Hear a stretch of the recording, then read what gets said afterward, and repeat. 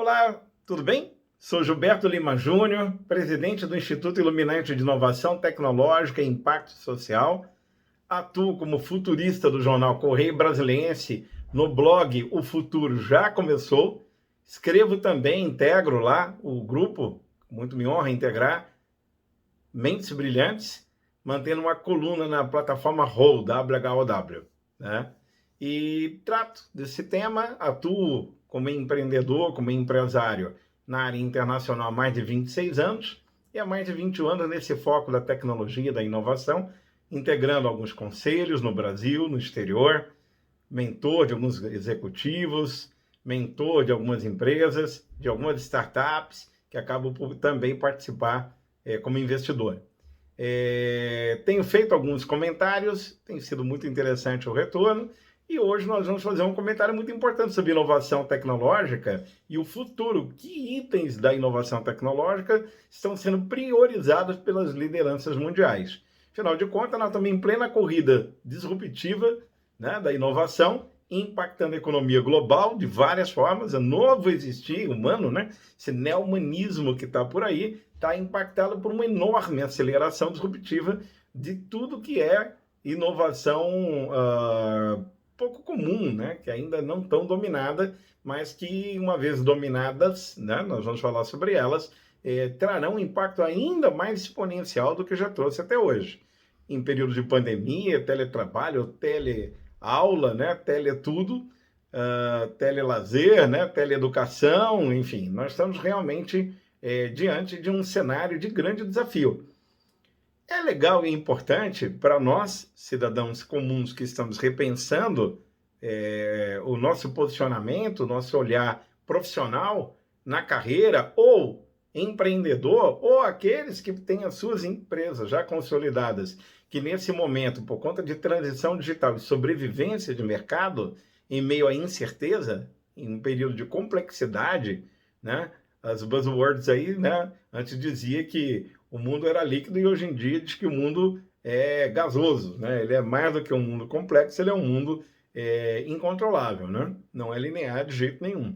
Então, trazer para vocês essa percepção é uma maneira que tenha também de ajudar no raciocínio daqueles que estão pivotando as suas áreas, inclusive de atuação. Pivotar mesmo, tem empresa que estão mudando de ramo, está aproveitando um caixa, ou está diversificando a sua atuação para fazer uma transição mais lenta, ou está a enxergar a oportunidade de entrar em alguns novos campos. Que novos campos poderiam ser esses? Bom, recentemente eu fiz uma análise das 20 tendências para 2021 do The Economist, e tá no meu canal, Gilberto Namastec, né, com CH no final do YouTube, e hoje eu trago para vocês a matéria de economia do El País, um jornal que gosto muito, acompanho bastante. Eles trazem, acaba de sair do forno, né, o olhar sobre o novo plano quinquenal chinês. Né? Nós estamos falando do 14º plano quinquenal daquela nação, daquele país que predispõe-se a assumir a hegemonia global de poder. Isso não é pouco. Para onde esse país está apontando, todos os outros países do mundo vão olhar. Mas não apenas eles. De novo, nós empreendedores, nós profissionais, precisamos prestar atenção nesses focos e começar a observar de alguma maneira como é que eu posso, né? Dentro, obviamente, da minha competência, da minha capacidade de dom, talento, etc., né? Mas como é que eu posso vocacionar também o meu olhar para esse rumo aí, né? Para esse foco que está sendo apontado, que não é diferente do foco prioritário do planejamento da nova gestão do Biden lá nos Estados Unidos e etc. Né? Analisando, portanto, o novo plano quinquenal chinês, o jornal El País, ele traz o que ele denomina como tema o mapa para o futuro da economia chinesa.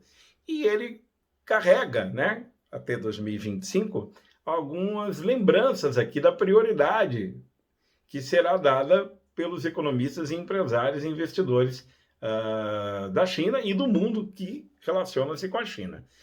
Algumas coisas me chamaram muita atenção. Então vamos lá. Primeiro é preciso que se entenda do que nós estamos falando, né, quando comentamos a questão do plano quinquenal, né?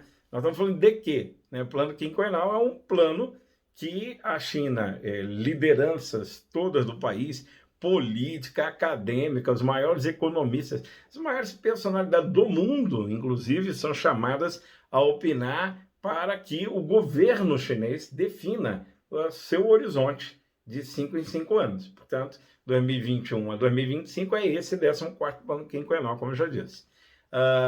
O mais importante, vamos definitivamente falar, é o conteúdo, né? De cara, esse plano ele tem um objetivo macro, que é blindar a China em relação aos seus competidores globais, obviamente Estados Unidos e todas as outras nações que de alguma maneira podem ameaçar o desenvolvimento chinês de alguma maneira.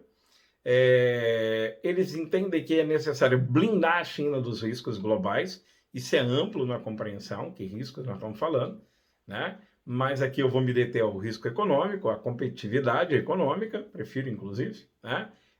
E também eles falam com muita clareza o tema da sustentabilidade. E isso é muito importante, né? Porque até recentemente o então líder do mundo, né, tinha pregado que não ia mais querer liderar mundo nenhum, pregou desglobalização, saída da agenda do meio ambiente lá na França, né? Quer dizer, com a queda do Trump e a ascensão do Biden, está sendo totalmente retomado. Aliás, já houve uma reunião muito dura, recente, nos Estados Unidos, entre uma delegação diplomática chinesa e a diplomacia norte-americana, e o pau literalmente quebrou para a mídia. Eles não fizeram segredo nem de um lado nem de outro. Ora, eu não quero aqui analisar a relação China-Estados Unidos, eu quero analisar o plano quinquenal chinês e seus impactos e influências no mundo, ok? Para que nós tenhamos a percepção do olhar. Curiosamente, esse plano quinquenal ele está refletindo um conflito interno na China entre aquelas correntes mais acadêmicas e que estão a olhar com muito pragmatismo para o comprometimento da dívida, né? E muito preocupados com o comprometimento da dívida, e que pregam que não deveria se priorizar esse ritmo absurdo, né, meteórico do crescimento do PIB chinês, como sempre vem ocorrendo nos planos quinquenais anteriores. E todos nós sabemos que a China chegou a crescer a ordem de 2 dígitos, né? E há aqueles que dizem que não, aquela máxima de sempre deve ser seguida, ou seja, é na alta velocidade da bicicleta que se encontra maior estabilidade. A contraposição disso, olha, você talvez não precise ter tanta velocidade assim para garantir essa estabilidade, pode se diminuir um pouco, né? Porque essa grande velocidade, em nome da estabilidade, tem consequências, né? E aí a agenda de sustentabilidade é um pouco para tentar dar resposta a isso, né? As acusações de que esse crescimento chinês, ele por outro lado, é exploratório do ponto de vista de recursos naturais, mas isso é só um mínimo item de muitas coisas que estão sendo impactadas quando se fala em crescer tanto, né? O pano de fundo é claro, né? Hegemonia global de poder, nós estamos falando disso, né? Nós estamos falando de hegemonia global de poder. Tanto que vocês vão perceber nesse plano quinquenal que o horizonte é para isso, é para assumir a liderança do mundo, né? Repare uma coisa, o acordo feito, ele demonstra que não haverá necessidade de colocar no plano quinquenal um percentual de crescimento do PIB. Isso é inédito. Isso é inédito. Porque eles são muito pragmáticos e o plano quinquenal tem metas, tá certo? Mas no meio dessa discussão, cresce mais, cresce menos, o que é mais saudável, o que não é, o consenso determinou o seguinte, então não põe na meta o crescimento do PIB. E ao não colocar na meta o crescimento do PIB, que é inédito, né? Por outro lado, os defensores do crescimento, né, principalmente eles, dizem o seguinte, não significa que a China não terá prioridade de crescimento anual. E até apontam, né, isso não é oficial, né? Isso é uma boa saída, né? Você não declara, mas você tem um objetivo claro a perseguir, né, que não é tácito, mas que é para ser perseguido. E dizem 6% de crescimento em 2021, que é praticamente impossível, né? Porque a pandemia não está de todo resolvido, né? O mundo não reaqueceu, você tem a questão, sim, continuada lá do Biden com a visão da substituição de importações por parte do governo norte-americano, que é um grande cliente. A Europa não reaqueceu ainda, pelo contrário, está muito alvejada com o coronavírus, né? E o mundo como um todo. Mas alguém diz que há uma pista. Xi Jinping andou declarando a sua intenção de dobrar a economia chinesa em 15 anos. E alguém teve curiosidade, portanto, de fazer a conta. Isso daria 4,7% ao ano de crescimento do PIB.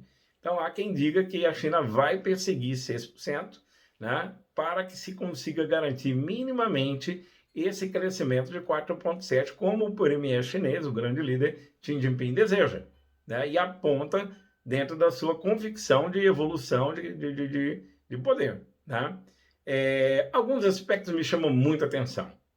Primeiro, é sabido que a classe média chinesa ela cresce exponencialmente. Inclusive, a intenção é cada vez tirar mais população da zona rural, migrar mais para as cidades, aumentar o poder de consumo. Nesse plano quinquenal, fica nítido, igual foi em 2008, que a prioridade é trabalhar em cima do movimento anticíclico da economia. Ou seja, prioridade para o mercado interno, carregar de grana, de investimento, de obra, que gerou, aliás, cidades fantasmas, gerou um monte de coisa lá no período de 2008 em diante, né? Mas para quê? Para ocupar a população, para gerar riqueza interna, aumentar o poder de renda da classe média, aumentar consumo e gerar dentro desse ciclo, né? Enquanto a economia internacional em paralelo é trabalhada de várias formas. Então, eles não vão abandonar a economia internacional. A China é completamente dependente da economia internacional. Mas eles jogam o jogo interno e preocupados estão, e muito preocupados, como eles agora demonstram, como nunca demonstraram em nenhum plano quinquenal, prioridades, né? De 20 requisitos, 7 são destinados exclusivamente ao tema social. Porque uma possível convulsão social em qualquer país, a gente sabe, né?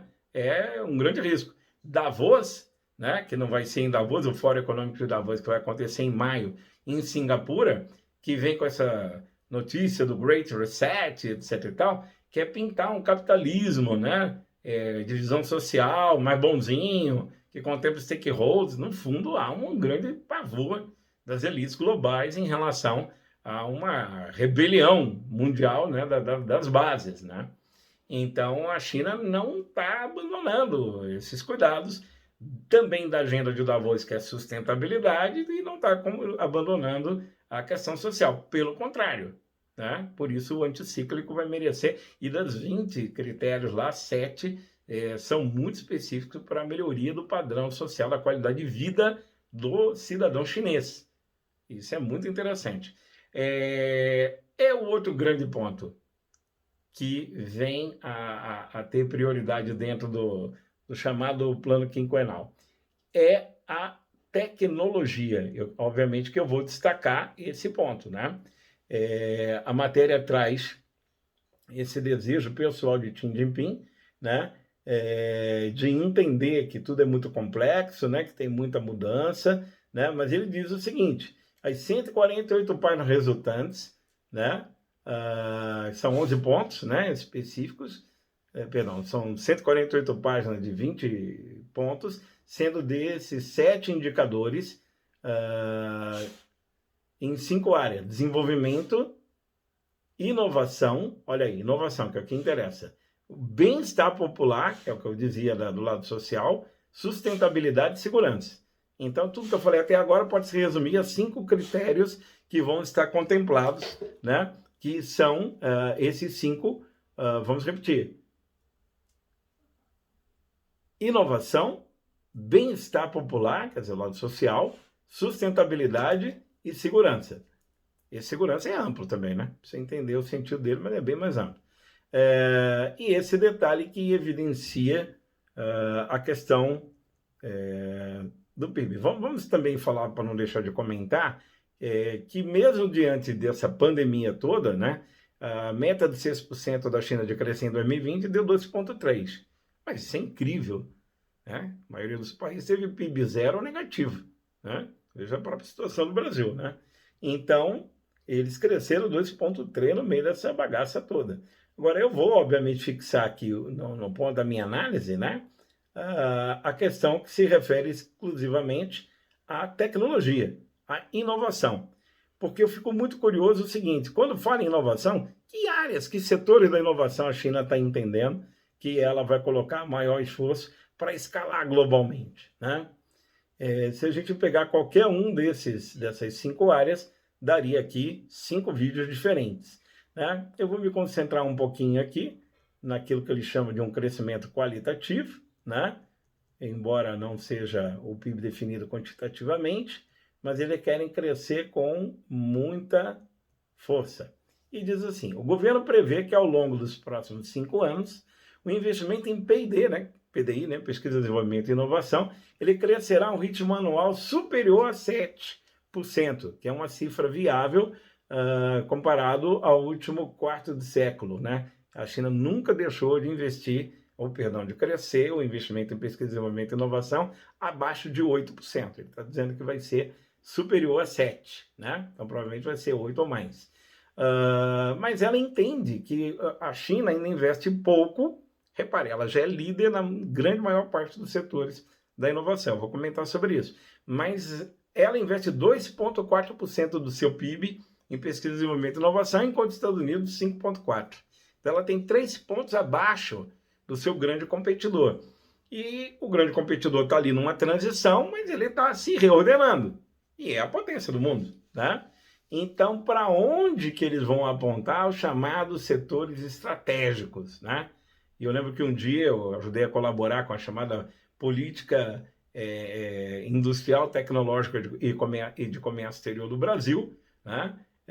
Na BDI, na Agência Brasileira de Desenvolvimento Industrial, nós tínhamos lá os setores prioritários e os chamados setores portadores de futuro, que assim como a China aponta aqui a substituição de importação, também o posicionamento para globalizar e liderar em algumas áreas chamadas transversais. Então, todos esses 5 setores que eu vou falar, que é a prioridade de tecnologia, portanto, de pesquisa, desenvolvimento e inovação chinesa, é para que impacte ao nível transversal todos os outros segmentos da economia.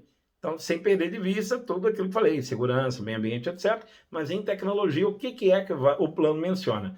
Ele menciona 7 prioridades. Atenção, 7 prioridades. Aqui começa a dica de ouro, né? O pulo do gato. Óbvio, tudo que vou falar é óbvio, mas óbvio porque está escrito e vai ter 5 anos de bilhões, né? Inteligência artificial, eu vou tentar falar um pouquinho de cada um. Ele diz informação quântica, é computação quântica, né? Semicondutores, neurociência, engenharia genética, medicina clínica e a exploração espacial das profundezas oceânicas e dos polos da Terra. Ele diz que a grande ponto e tema central dessa prioridade dessas 5 áreas é autossuficiência, lembra que eu falei, substituição de importações, né? A visão de um planejamento de impacto, como eu também disse, transversal, com a pretensão de reduzir as chamadas vulnerabilidades e se blindar contra os riscos que possam vir do exterior. Muito interessante. Obviamente que eles vão ter outras medidas, estimular consumo, mas eu vou agora fazer uma breve análise para vocês aqui. Obviamente que eu vou botar o link aqui, né, dessa matéria do El País, que dá para ler tudo, né? Mesmo aqueles que não têm tanto interesse e estão com foco conectado, né, no disruptivo, na transição tecnológica, na transição digital, podem ler lá outras questões relativas a isso. Mas eu vou pegar aqui e vou começar aqui com a inteligência, obviamente, artificial, né? Posso dizer que apenas em um centro de referência global, a China investiu 2 bilhões de dólares em um centro de referência global, mundial, na área de inteligência artificial. A China é hoje realmente um grande líder do tema de inteligência artificial do mundo, tá certo?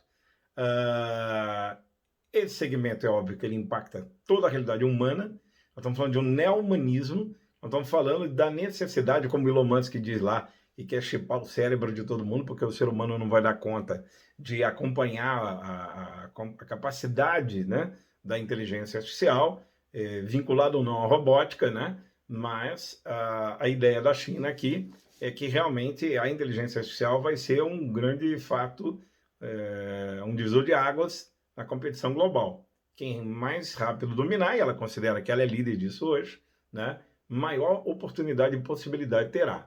Vamos pegar, por exemplo, algumas áreas aqui que ela fala. A informação quântica, a computação quântica, né? É muito interessante ver isso. Você tem uma corrida de norte-americanos, né? Que você tem a Amazon, a Microsoft, e você tem o Google e a IBM, né? Estamos falando de companhias disputando em qubits, né? Quem é que consegue ser mais exponencial?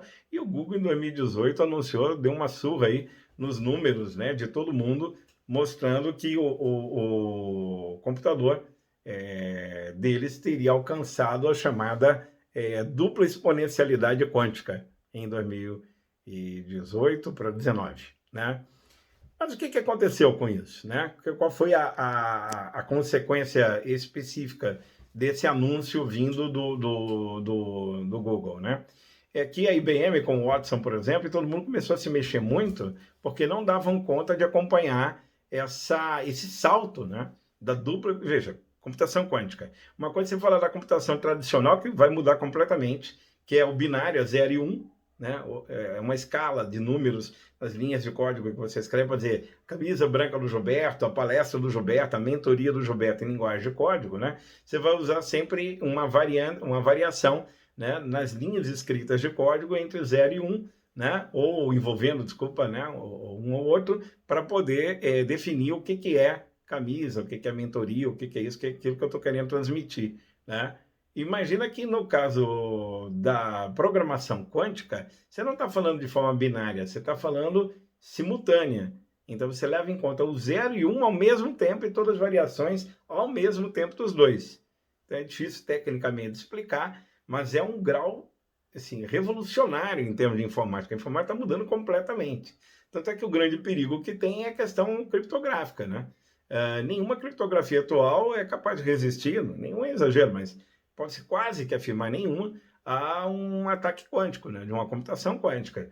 Então, há muito freio também para que se dê tempo de ter a criptografia quântica e a gente consiga ter um mundo evoluindo nesse padrão de um binário para um quântico e, com isso, coisas que levariam 600 mil anos para ser calculadas estão sendo calculadas em 1 hora e meia, né? Uma computação quântica só para tentar dar uma base do que nós estamos dizendo.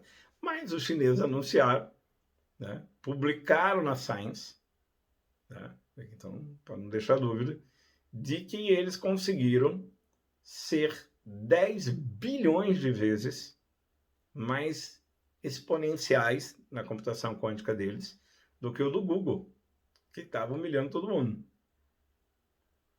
100 bilhões de vezes acima, 100 bilhões de vezes acima do Watson.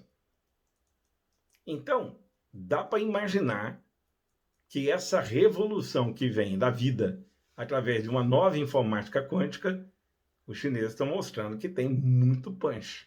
E colocam aqui claramente a prioridade de investimento para não pararem e garantirem as suas hegemonias. Semicondutores. O Instituto Illuminati fez um evento esses dias, assim, de chorar, né? Porque enquanto nós estamos olhando que vem o 5G aí, e a chamada IoT, né? A Internet of Things, ou Internet das Coisas, né? Finalmente, o 5G vai viabilizar a interconexão de sensores de tudo que existe no mundo, né? Dos eletrodomésticos, do pós de rua, vai viabilizar, o 5G vai viabilizar a baixa latência, então um acesso rápido, que vai permitir, por exemplo, um carro autônomo ser viável e evitar um acidente, um atropelamento, né? A robótica, tudo a partir do 5G, ele vem, o 5G, telefone é só um detalhe, né? O que ele vem viabilizar é o conjunto da inteligência artificial, da robótica e da interconexão dos sensores no mundo inteiro, né? Agora, vocês imaginam o tamanho da corrida que está nos semicondutores. E nós, aqui no Brasil, estamos enterrando o CEITEC. É a última coisa que sobrou de alguma coisa. Nós fizemos um evento no dia que se comemorou 50 anos do primeiro chip 100% brasileiro. Definitivamente, a gente realmente passa por um desmonte completo da nossa realidade competitiva, no desenvolvimento industrial, sobretudo em todas as áreas. Não tem nem máscara, né, gente? Estamos fabricando nem luva, né? Nem aparelho, enfim, de respirar. Tem raras exceções como a USP, algum dando aí uma lição danada da importância da academia, né? Mas nós perdemos completamente a noção de prioridade das coisas, né? Perdemos tudo. Então, no meio de uma corrida global que está faltando chip, nós estamos enterrando a única coisa que havia sobrado, foi o CEITEC no Rio Grande do Sul. Enterrado, né? Está sendo extinto. E estão falando que vai trazer uma instituição, sei lá o que vai dar. Desculpa o desabafo, né? Mas é difícil. Mas vamos lá. Então, semicondutores. Neurociência, eu falava ainda agora, né? A chamada wearable technology, que é você vestir tecnologias nas roupas, a turma está trabalhando tudo isso agora a partir do inside technology, que é a utilização. Suécia tem lá o grãozinho de arroz que você chipa, bota aqui no subcutâneo, facilita o acesso à catraca da empresa para entrar nos andares, você tem desconto na companhia aérea. Quer dizer, tem gente que se prontifica e acha que tudo bem, né? Enfim, é um caminho que vem com tudo ao nível dos avanços, né, do Inside Technology, que envolve toda essa parte também de inteligência da microeletrônica e também da questão neural, né? Porque se pretende na neurociência aqui, que está colocado no mundo, trabalhar vários outros campos, não é só o lado tecnológico, enfim, né? Mas a neurociência no sentido também de trabalhar novas sinapses. Está se falando de uma corrida global pelo rejuvenescimento, a longevidade, né? Se fala que já nasceu a primeira pessoa de 150 anos, e há uma confusão ainda um pouco maior, vindo lá da Singularity University, né? Eu falei isso algumas vezes, que é o Brain Upload, né? O Minding Upload, né? Que é a transferência da mente humana para um computador quântico. Tá ali o computador quântico, né? Muito louco, né? Mas enfim, a neurociência vai ganhar grande força. Engenharia genética, que gerou o CRISP, né? O método CRISP, deu um prêmio Nobel de Química para 2 mulheres, maravilhoso, né? Através do que se chamou a tesoura genética, que permite fazer uma edição do pedacinho do DNA que está falho em alguém. A pessoa vai lá, corta, né, aquele DNA falho, retira, põe uma composição correta, funcionando de DNA, preenche muitas vezes pessoas que não enxergavam, tinham perdido por uma questão genética mesmo, né? A capacidade de se locomover, de enxergar, começa a ter esperança de se restabelecer. Então, isso é uma corrida global, né? Extraordinária, que vem por aí na engenharia genética para dar um item. Nós estamos falando de impressão de órgãos, né? Coração já em Israel, várias coisas que eu já mencionei aqui. Medicina clínica, porque nós vamos ter uma capacidade com blockchain, com uma série de recursos das novas, da nova computação, inclusive quântica, do uso da inteligência artificial, de poder ter rastreamento, né, um protocolo integrado de saúde, sistemas embutidos internos para poder fazer avaliação e monitoramento com biosensores, né? Ou de assistência à distância, enfim, tem um monte de coisa na medicina clínica que é uma revolução que está vindo aí, né? E a exploração do espaço, né? Então, nós estamos falando que a Hope lá dos Emirados Árabes, primeira vez que os Emirados, né? Comemorando lá, né, os seus 50 anos ali, né? Pousou não, está na órbita de Marte com a Hope. Aí a gente tem também a China com a sua participação nessa visita a Marte, que por enquanto fica 3 meses também na órbita, né, fotografando, questão geofísica, etc. e tal, e depois vai descer lá em Marte, né? E os americanos que já foram, já pousaram, já estão com o rover deles lá rodando e mandando imagem, fazendo um monte de coisa, onde se prevê realmente uma preparação de uma cidade, enfim, para pensar na ideia mesmo de ocupação de Marte, né? Então está vendo de tudo, né? O gelo, está se estudando a água, a atmosfera. Então, com a intenção dessas alterações, inclusive neurais, e esse neohumanismo que eu digo é isso, né? Então vai tentar criar um novo ser, não é mais o Homo sapiens, né? Para mim, definitivamente não é. Para que possa habitar a profundeza do oceano, né? Quer dizer, ter base espacial na Lua, né? E, sobretudo, a corrida espacial para mineração de asteroides, né? A NASA e a SpaceX do Elon Musk anunciam entre 2022 e 2023 que vão mandar mesmo a fazer as primeiras tentativas de exploração do Psique 16, né? Que é um asteroide que se imagina ser formado mais de 80% dele de ouro, platina, níquel e ferro. Então a Serra Pelada, a garimpagem espacial já começou. Tem um jogo e diz que vale 70 mil vezes toda a economia planetária aqui da Terra. Esse asteroide equivale em valor a ser explorado. E já uma confusão danada do direito internacional espacial, né? Direito intergaláctico, tem um monte de coisa rolando aí no sentido do próprio Elon Musk dizer, não, o que se faz em Marte, né, é lei de Marte. Igual quando os ingleses chegaram lá para explorar a América, aquele solo, aquele lugar era de direito absoluto dos colonizadores. Não me venham discutir aqui com os direitos da terra. Aqui nós fazemos a nossa legislação. É ver a confusão que está isso, né? Então há um debate global. O Brasil lançou, né, o Amazon agora, né, o satélite, né, de rastreamento meteorológico. Enfim, nós temos possibilidade de fazer lançamento de nanosatélites na base de Alcântara, se prevê alguns bilhões também. O ministro Marco Ponte fala em 40 bilhões ao ano até o ano 2040, né? Enfim, que entender melhor isso. Mas, enfim, é uma grande corrida nessa direção que vale a pena também prestar atenção. Em todo esse setor que eu estou falando, tem que prestar atenção. A aeroespacial tem aí um mundo de coisas se abrindo, né? Se vai ter uma projeção como essa no Brasil, Alcântara, Maranhão e corrida e etc e tal, integração a esse jogo global, precisamos prestar atenção. Quem quer pivotar negócio, atuar, mudando aí o foco de carreira, pode considerar, sim, né, esses lugares. Vai ter também um trabalho de exploração não só do espaço, mas do oceano, no nível das profundezas, é claro, e também dos polos da Terra, né? Eu encerro aqui, para não ficar longo demais, né, dizendo que esses caminhos, né, apontados pelo plano quinquenal chinês, como disse, são sinais, né? São sinais.